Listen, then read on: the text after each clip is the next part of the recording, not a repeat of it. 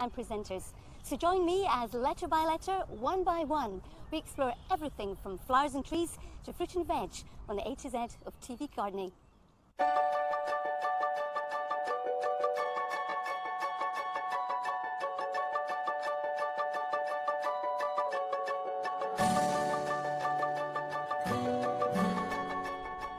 Everything we're looking at today begins with the letter I. Here's what's coming up. The British honeybee. George McGavin is buzzing with enthusiasm. Wow. This is one of my top wildlife experiences. Absolutely amazing. How painting and gardening go hand in hand. What I'm hoping to do is to collect together every single iris that Cedric Morris ever bred and named before they're lost forever. And ivy and its bad reputation. Ooh, they kill trees. Ooh, they climb up your pebble dash and pull it off.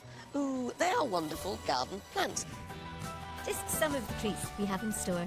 But we start with an in-depth look at the creatures who, especially during the warmer months, arrive in our gardens in their millions and play a role in them that's as crucial as our own. Yes, I is for insects. And to get things started, let's join Chris Packham and bask in the beauty of the great British butterfly. With the arrival of spring comes the emergence of a true British treasure. Symbolic. Objects of fascination. Inspiration for artists. And adorning our countryside with colour. Seeing your first butterfly gives you the sense that spring has arrived. And the warm days of summer lie ahead. I look forward immensely to seeing each new species of butterfly every season, because we have spring butterflies and high summer butterflies and late summer butterflies, and it's reacquainting and strengthening relationships with old friends. And there's plenty to get to know. You know, we have over 50 species of butterflies in the UK, and they've been living alongside us for thousands of years in our woodlands, field margins, parks and gardens.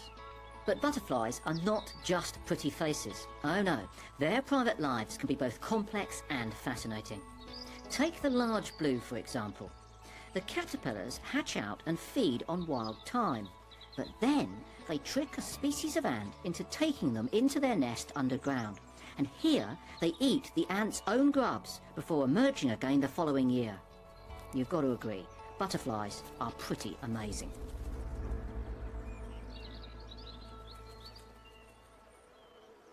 Sadly, in recent years, Britain's butterflies have been in serious trouble. And the statistics are fairly sobering. Well, it's really bad news for British butterflies. Over the past sort of 3 decades or so, 3/4 of our butterfly species have declined. So it's a massive loss in many different species. 5 species have become extinct in Britain completely, and many others are threatened with extinction.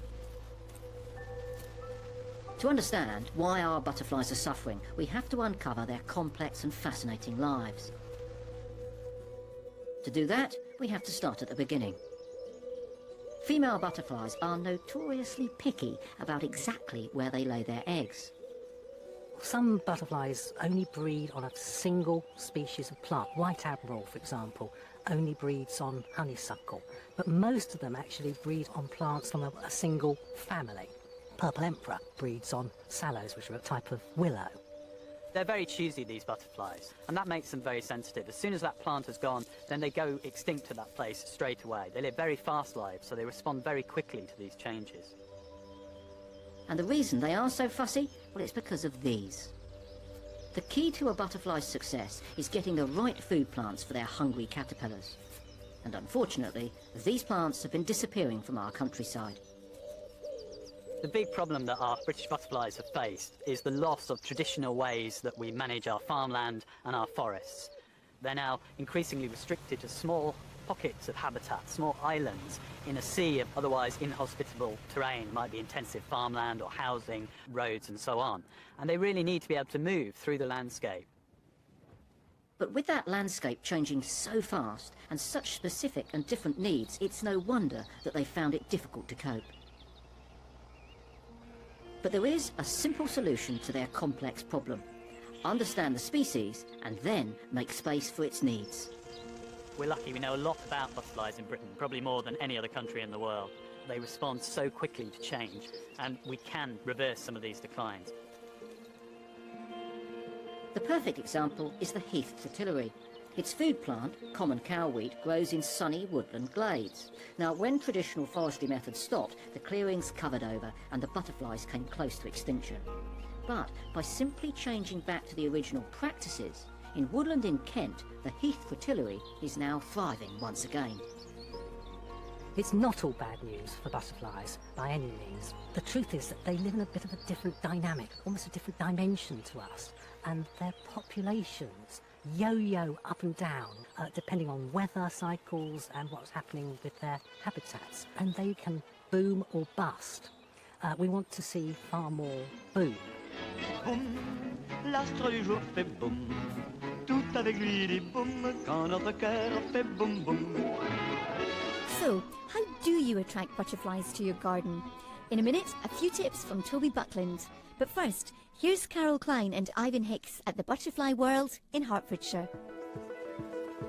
Within the 27 acres here are a series of gardens that show us all what we can do at home to provide these charismatic insects with all that they need. So sheltered in here, isn't it? Yes, these walls create quite an atmosphere, and I find they trap the aromas of the garden, just like with the walled garden, in fact. So really pull the butterflies in. Yes. I bet this does too. Yes, it's a very popular plant nowadays, but it's ideal for butterflies. It's second to be Britain's second best nectar plant after buddleia. Right, so the Bina bonariensis really fits the bill, doesn't it? And it seeds itself as well. It's incredibly easy to grow, isn't it? Yes. I mean, you can grow it anywhere, providing you've got sun. But not everybody might have walls like this. No. They're marvellous, Ivan. Thank you. They're deliberately created to provide nooks and crannies for insects and bugs and butterflies of all sorts. It's just brilliant. Well, this is where insects need. Everywhere's so rendered nowadays and covered over, and insects need places to live, after all. See? And they need these plants too, because these offer homes, don't they? Oh, this is an extraordinary plant, of course, Onopoldum, silver thistle. Earlier this summer, painted ladies laid their eggs on this, and we watched the caterpillars, and they pupated, and I think we can find one on one of the leaves. It's down here, see? Just in there, you see? Oh, look! Oh, isn't it beautiful? A little golden beauty, and it should emerge later this summer. And you can see exactly where they've been eating this Onopoldum. Oh, yes. People get a bit apprehensive about caterpillars, don't they? It's only really the cabbage white, so-called, that eat your vegetables. The rest of them don't. I suppose the message is there's plenty for them and there's plenty for us, and we can all get on very happily together. Yes, and if you choose the plants in your garden that are butterfly-friendly, you can still garden in a very beautiful way, but you can be helpful.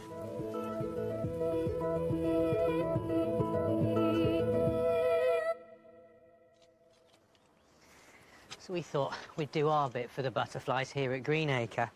We're going to extend the bee border. So I'm going to put some bee-friendly, nectar-rich plants in here and some real crackers that should bring in the butterflies as well.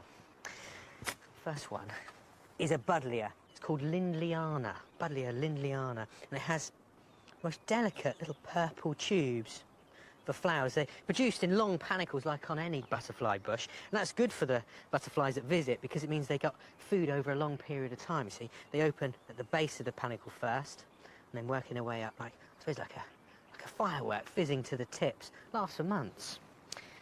Actually, I've got another cracking plant over here. This one has one of the best Latin names of all. It's called Vitex Agnus Castus latifolia. Sounds like an old Roman general from 2,000 years ago, doesn't it? But, again, like the buddleia, has these sort of clusters of flowers in stubby little tubes. But butterflies just love it. But here, against this fence, I think we'll do really well.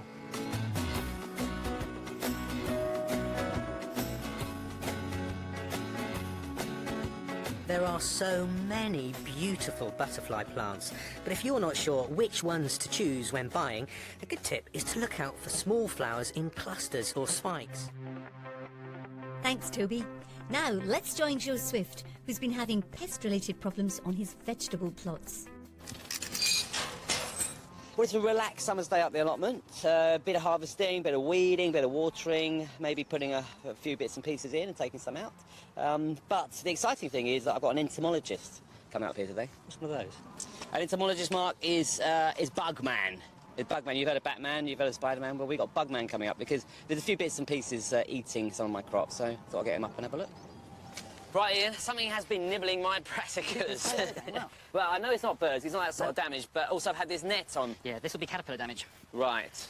And in fact, the net, I think, has contributed to your problems because it's great to put it on when your plants are small, stop the pigeons coming down and chewing up your leaves. But this size mesh will allow things like moths, whitefly aphids to come in and start causing a little infestation on your plants. And that's the point where you need to inspect the plants as well and remove the first infestations. But this is quite old damage from, looks like, you know, cabbage moth caterpillars. And the caterpillars will now probably be down in the soil. As chrysalises, they'll be painted in the soil. OK, how can I get rid of those? I mean, if I sort of hoe and dig around a bit, would the birds come in? Yeah, expose them to the birds, damage them by, you know, digging around the base with a hoe or a small fork or something. Oh, look, there's a caterpillar there. Sorry, mate, I've got to do this to you. Au revoir. Hasta la vista, baby. What you got there? This is the start of some mealy cabbage aphid. And again, you know, if you nip it in the bud now... What, nip it in the bud? Just wipe it off like that? That's it. Just wipe it off like that? And that's now gone. Otherwise, that would have spread all over the leaf. OK. OK, so you really have to get down on your hands and knees and have a good look around, don't you? You do. OK. But at least it's telling you what's going to be around next year as well. Yeah, so well, exactly. I might have missed it a bit this year, but next year, I'm going to be much more aware of it now.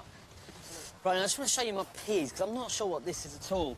There's a couple that have sort of died out, and I was wondering whether it was like sort of early stem damage, you know, the stem got damaged or something, but now they seem to be going a little bit yellow around this patch here. Well, I suspect it's actually a virus. Looking at some of these plants here, you can still see the mosaic symptoms on the leaves. Oh, yeah, OK.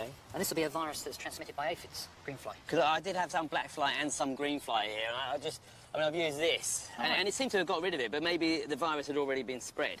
You know, this is just an organic, sort of soapy solution. OK, yeah, fatty acids. Yeah, and it worked. It did the job. Yeah, well, we're looking at these plants. I mean, you can't see any aphids on there, so it looks like you have done a really good job of it. But you will need to sort of keep on top of those aphids. OK, and what about next year? Well, these seed are likely to contain the viruses as well, so don't use the seed for planting your next year's plants. Just keep a very good eye on the plants early on and try and keep on top of the aphids, because it's possible that there's a reservoir of the virus somewhere else on this allotment. OK, right. No, because it'd be a real shame to get rid of them. Well, yeah. You know, you're getting loads of peas off them at the moment. Absolutely. So who's this little fella then? It looks like he's after your sandwiches rather than my brassicas. This is a larvae of a moth of some sort. I think it could be a tiger moth of some sort. But certainly not a problem to your allotment. OK, good. I'm glad to, because he's so beautiful. I wouldn't want to damage him or her. Now, this will be feeding on some of the weeds around, maybe bramble or... How do you know which are the goodies and which are the baddies? Yeah, that's tricky, but I think it's just experience, really. I mean, if you keep watching your plants, you'll recognise the caterpillars that are the ones that are eating your vegetables and the ones which aren't. And is it a problem? If something's eating your caterpillars, I mean, is it bad? You know, I just squashed one between my thumb and forefinger. Is that a bad thing to do, or is that perfectly legitimate in the world of the allotment? I think if you're 100% certain that that species is eating your plants, then it's a safe and effective way of getting rid of them. But certainly don't go around sort of killing every caterpillar you see, because obviously things like this which aren't a problem. Yeah.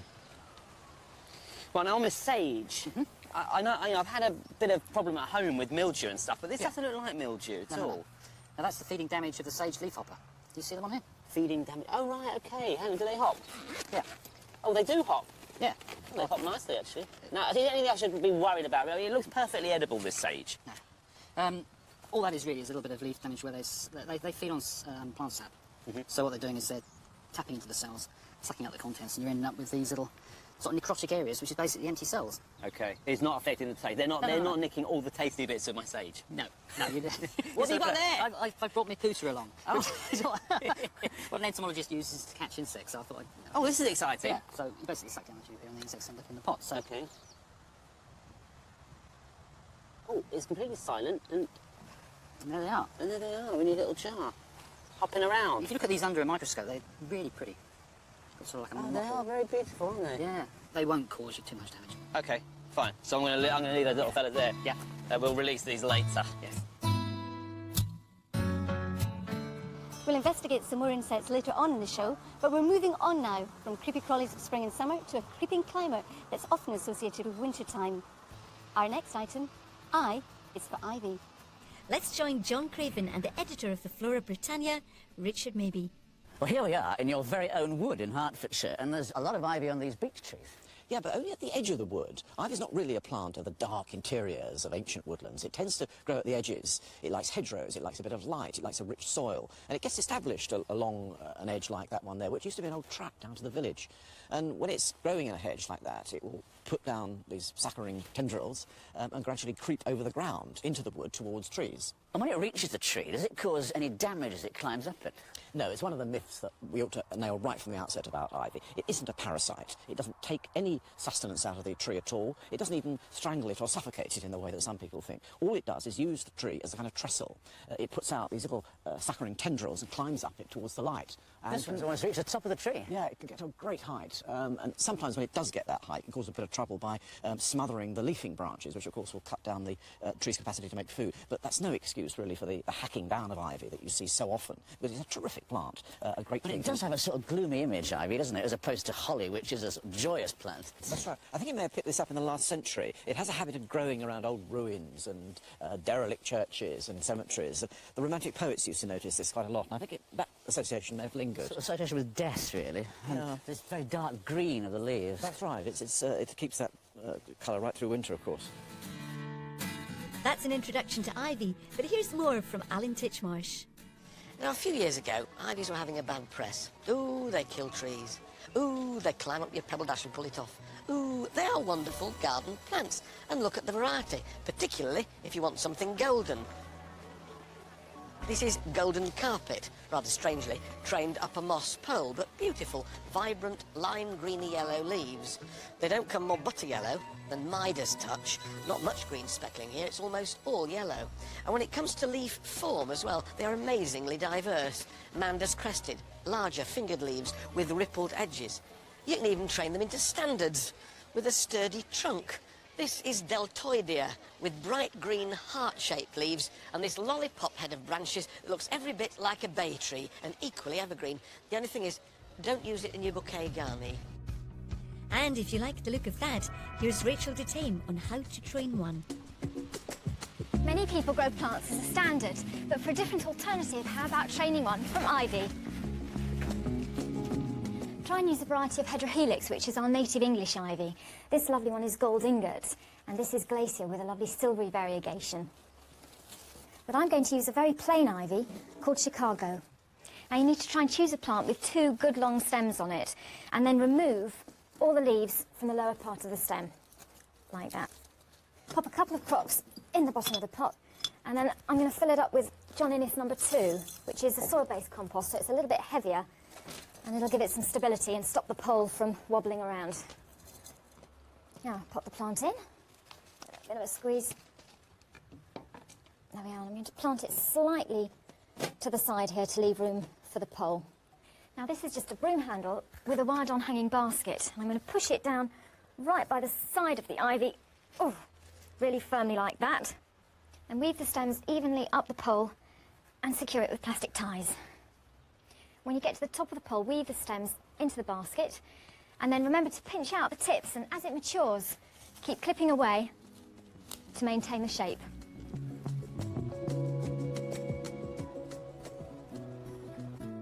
Thanks, Rachel. And for the last word on ivy, let's turn to Jeff Hamilton, who's got things covered when it comes to walls.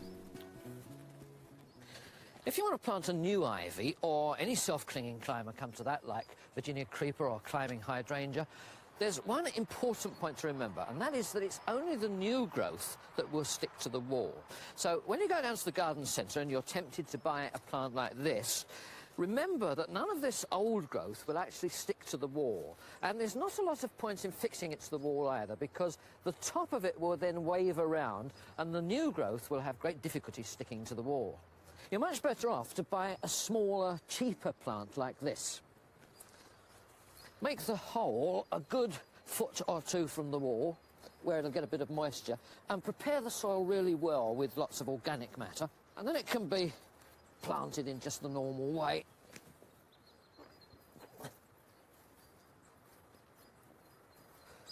And then what you do is you simply point the shoots in the direction of the wall, and you can hold them down there with a couple of these little wire staples, and then very soon that'll hit the wall, and as soon as it does, the new growth will fix to the wall and away it'll go. And it'll provide a lovely evergreen background for plants in the border here. It's time to move on to our next subject, and it's a flower species that's a perfect pollinator. Yes, this I is for iris. And we're rejoining Carol Klein for an introduction to the wide-ranging iris family. Named after the Greek goddess of the rainbow, and no wonder, just look at these beautiful jewel-like colours. And these little iris reticulata and histrioides represent what we come to expect from an iris. They're typical. They've got these 6 sepals. 3 in the centre are erect, and they're called standards. And these 3 which hang down are called falls. And they've also got something else that we see on nearly every iris, this golden band in the centre of the fall. Both it and these beautiful little markings here are pollen guides, and they bring the insect in. And that way, the iris does what's most important to it. It procreates. And what a joy it is to see such wonderful, brilliant colour at this time of year. Lots of us use these little irises, but British gardeners have one complaint. The next spring, up these bulbs will come, but they'll appear as little tiny green leaves and no further flowers ensue. And the reason for that is where these bulbs come from, up in the mountains of Iran and Turkey. And although it may be fearfully cold there during the winter, in the summer the sun is boiling hot. Well, you don't get many British summers that are quite like that. In the UK, there's insufficient heat to bake the bulbs, and they don't ripen enough to flower again. The one exception to this is this gorgeous iris. This is Iris Catherine Hodgkin, and it doesn't have this rather annoying habit. You can depend on it year after year. Not all irises are bulbous by any means. A lot of our most popular irises, things like Iris sibirica or Iris ansata, are actually fibrous rooted. These roots go down into the soil and then form this whole network of small feeding roots. These are plants in their natural habitat of sort of open meadowland, very often damp. And in total contrast to those, Rhizomatous irises, these very popular bearded irises, demand poor soil and they love to be baked by the sun. The iris clan is massive. Iridaceae is a huge, huge family. Plants like gladioli, diorama, or angel's fishing rods, freesia and the crocus are all relatives, along with the fiery late summer favourite, the crocosmia. I like to plant them in great big sort of swathes or waves through here and incorporate lots of really good compost, because you want to get them off to a flying start. You only need to plant them with a couple of inches over the top of the corms. Well, I think crocosmias are amongst the most elegant members of Iridaceae. Some of the family are glamorous, some of them are just downright cheerful. But whatever your soil and situation, you can bet that there are at least several members of the family that you can incorporate into your garden.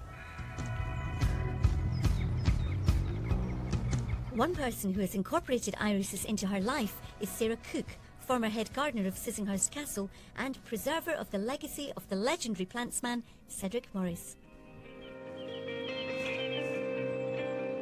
I've loved irises all my gardening life. They're a fantastic group of plants. They're the real pinnacle of the summer in May and June. Cedric Morris's irises come in every shape and colour. He bred them, particularly being an artist, he bred them with a paint to the eye, and I think that's what makes it a really lovely set, because they're so different, but all this sort of artistic patterning, which you don't get with some of the other breeders. So what I'm hoping to do is to collect together every single iris that Cedric Morris ever bred and named before they're lost forever. Started as a mission, it's now turned into a real obsession. Cedric Morris lived in Suffolk from the 1930s. In 1940, he moved to Benton End, Hadley in Suffolk, with his partner, Let Haynes, where he opened an art school, teaching, amongst others, Lucian Freud and Maggie Hamling. He's a very influential artist. His other great passion in life was plants, and he used to collect them abroad, and was of great, huge influence on Beth Chatto. Irises, though, were always his greatest love, and he bred them by crossing different parents, and would raise up to 1,000 seedlings a year, then picking out the best to register and sell to the public. He died, unfortunately, in 1982. No one knows now where all the irises are. We know where some of them are, but some of them may have already been lost.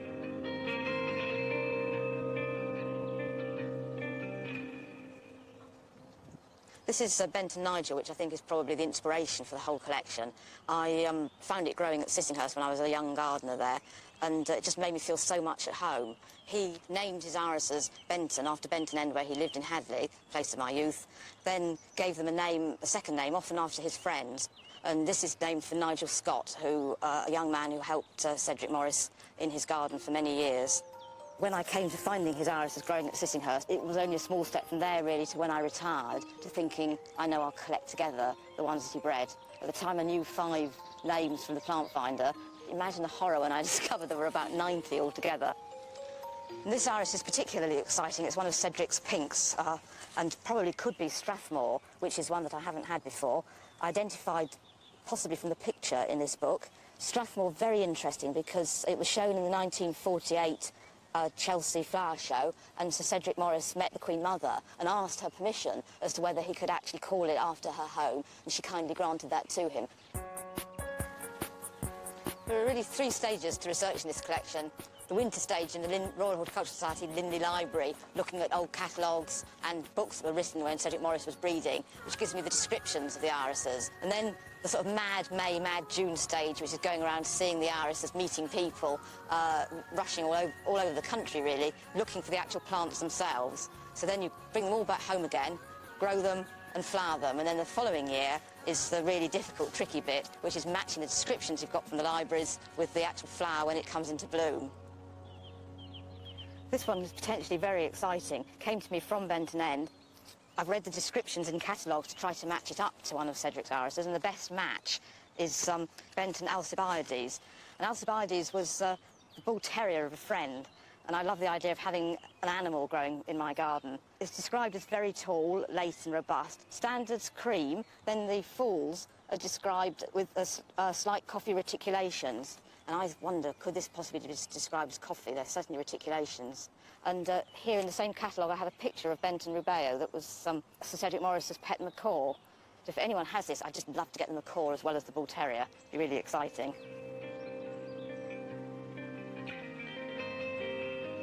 To me, it's really important, as soon as possible, to see how we can find the remaining 70 or 80 that I need to find. I've come to realise they're really as important as his works of art. Pictures are safe in galleries, the irises may be dying in gardens, so look for them, find them, safely grow them, and then pass them around to other people, keep them forever. Thanks, Sarah. We're leaving the garden briefly now and heading undercover, because this eye is for indoor plants. Let's get the lowdown from expert grower Lynn Dibley.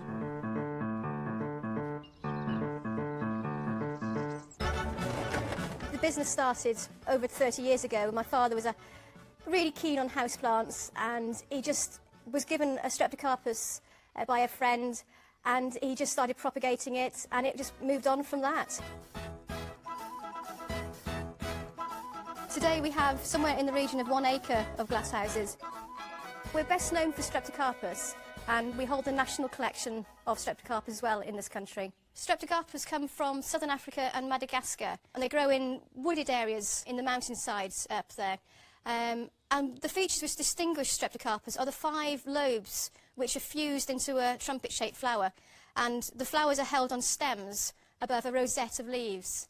And what I love about Streptocarpus is the range of colours you can get in them. We have everything now apart from orange, and it's not just the colours, they're all equally easy to grow as plants. Keep them on a nice bright windowsill, not in the midday sunshine. Keep them on the slightly dry side, never overwater them, and then feed them a high potash regularly through the spring and summertime.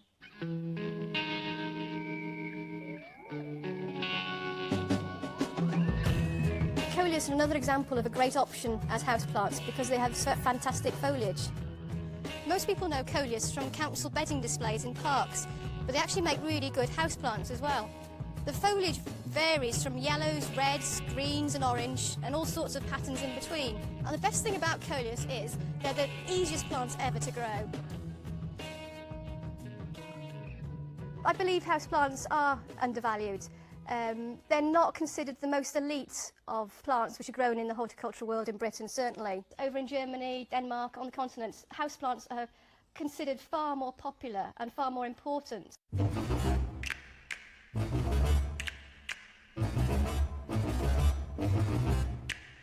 I think begonias might get a bit of bad press more than other plants, probably with what things they were associated with and how your great aunt Maud or whoever might have grown them. I think that's a very unfortunate tag for begonias to have.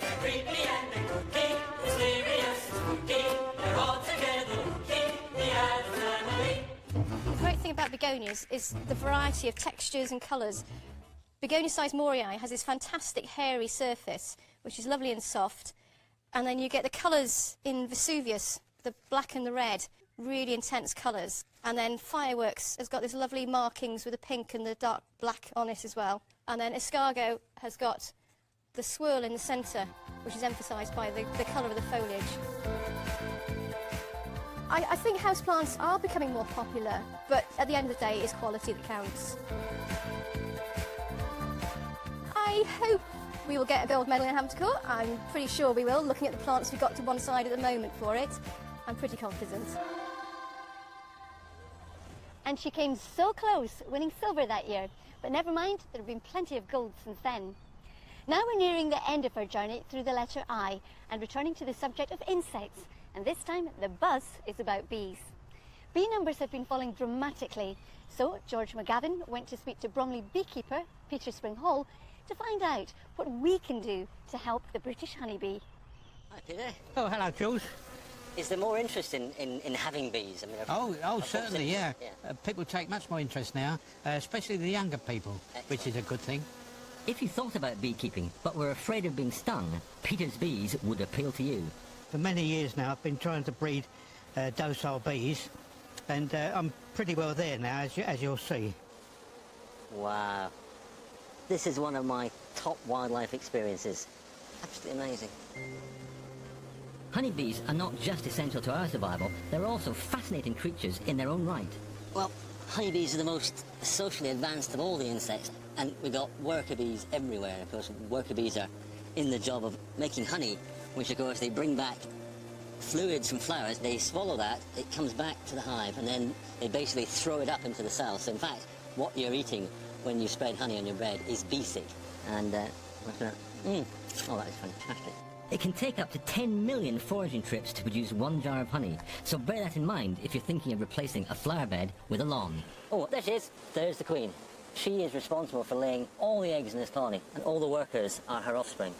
So, Peter, what are your top tips for increasing bees in the world? We need beekeepers. So, no doubts there then. But if beekeeping isn't for you, there are other ways you can help bees out. You can encourage them to your garden by planting flowering plants like marjoram, Senecio and allium. You can even let parts of your garden go wild.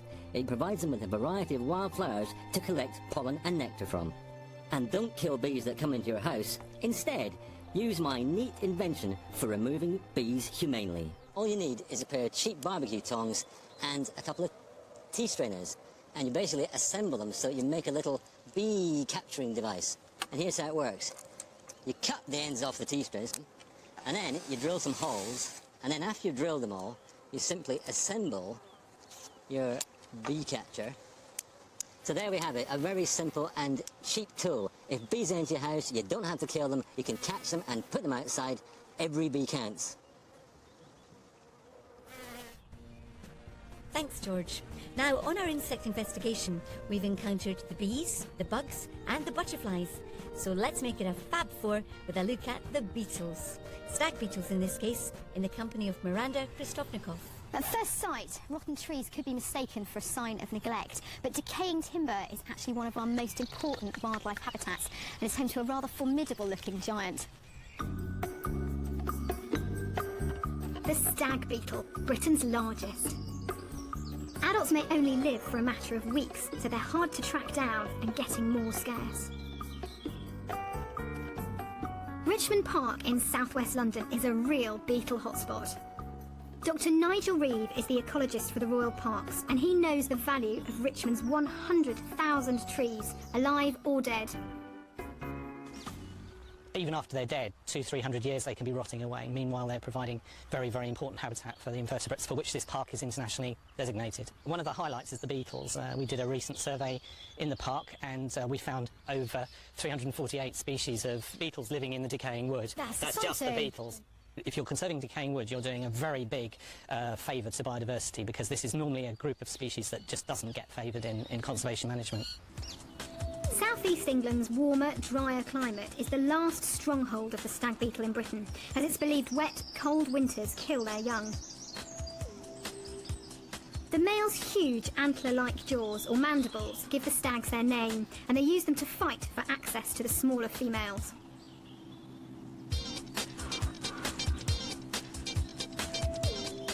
Mating is the adult's only concern, and it's a race against time. As soon as they emerge in spring, they're vulnerable to hungry birds, as well as lawnmowers. But the real surprise with stag beetles is not the short lives of the adults, but the long lives of their young. At Royal Holloway College at the University of London, Professor Alan Gange and his team have been uncovering some of the secrets of the Richmond Park beetles. Now, obviously, you've not brought along some ice cream. What have you got in there? Well, this is the larva of the stag beetle. And it is huge. It is. It's enormous. How old is that then? 6 years old. That was probably laid as an egg in June 2002. Wow. And very few people see them because they live in the soil, often at a depth of up to 1 metre. The larva itself eats rotten wood, so this is an example of what they do to the wood. They don't burrow through it like a woodworm does, but they live in the soil and chew the wood from the side. Oh, massive mandibles as well. Yes, it has. It's well equipped to do its job, isn't it? Yes. Oh, that's just incredible. I can't believe the size of it. And a very curious thing is the adults don't feed at all in the adult stage. Although they have mouth parts, they take no nourishment whatsoever. So they are utterly reliant on the resources which the larva acquires. The problem we have with males is that males fly, albeit like a brick. He doesn't fly very well, but the females don't. The females scut along the ground. And lots of people tread on them because they think they're cockroaches and want to kill them. And I think one of the biggest threats is habitat destruction in terms of tidying up your garden. By complete coincidence, Lorraine Bardell, a telephonist at Royal Holloway, has left some pockets of wildness in her own garden and has been rewarded with some rare visitors. Look at that rotting log, that's fantastic. This is exactly the sort of habitat they really like to live in. Yeah. Can we shift this thing? Yeah. Exactly. Like, come on. Can you see anything? Got loads of woodlice. Oh, and there's a stag beetle there, the male one. Huge. Okay. That's a find, isn't it? Let's just pick him up. It's a beauty, look at this one. Oh, he's hanging on. Okay, there we go. Wow, magnificent. Oh, He's he's quite really nice, hiding. isn't he? He's quite a good size, isn't he? Yeah. How big have you seen him in your garden then? I'd say a good sort of inch big longer than that. Yeah. And have you seen them here every year? For at least the last 5 years, I've definitely seen them. But I've obviously encouraged quite a wild garden, Yeah. so obviously It's superb. it comes with the territory. Yeah. They're more You're than very welcome lucky to have stay. them. That's great. It's great that you don't want to get rid of them No, either. no. Good news. These gentle giants really need our help to give them the habitat they so desperately need. So don't be afraid to leave the odd bit of decaying wood lying around your garden. And you never know, you might be lucky enough to catch a glimpse of the mysterious stag beetle. What a fantastic specimen. Thanks, Miranda. You've brought us creepy crawling to the end of our journey through the letter I. I hope you've enjoyed the ride, and do make sure you join me next time on the A to Z of TV Gardening. Goodbye.